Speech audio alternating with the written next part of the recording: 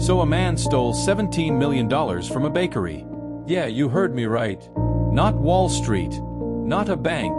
A bakery. Let's dive in. Meet Sandy. Your average 55-year-old Texas accountant. Works at a bakery famous for fruitcakes. Yes, fruitcakes. Gets paid $50,000 a year and decides, yeah, that's not enough. Most of us, we'd ask for a raise. Sandy, he decides to rob the place blind. Because obviously, in 2004, Sandy starts small. Some petty cash goes missing. Nobody notices. So he does it again. And again. Then boom, he pulls up in a gold Lexus, flexing like he just sold a startup. And when his wife asks, "Where'd that come from?" Sandy goes, "Oh, a client gave it to me as a gift." Sure. Sandy. Totally believable. Next level. Sandy figures out how to use the bakery's check-writing software to funnel money directly into his own account. He starts with $20,000. No red flags. No alarms. Just clean, warm, fruitcake-scented fraud. And because flexing is apparently a rule of theft, Sandy goes wild. Designer suits. A kitchen glowing in granite. A wine cellar that would make a sommelier weep.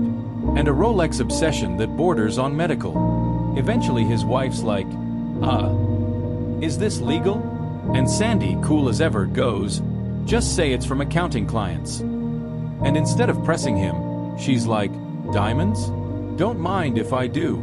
Soon, they've got a vacation home. They're flying private. Driving Bentleys on Monday. Porsches on Friday. People around town start asking, did Sandy win the lottery or just discover a new oil field? But no worries.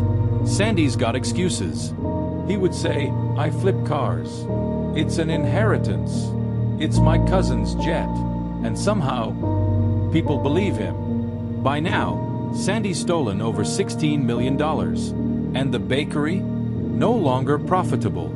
Selling tons of fruitcake. And still in the red. Thanks, Sandy. Enter Symmetric. Accounting assistant.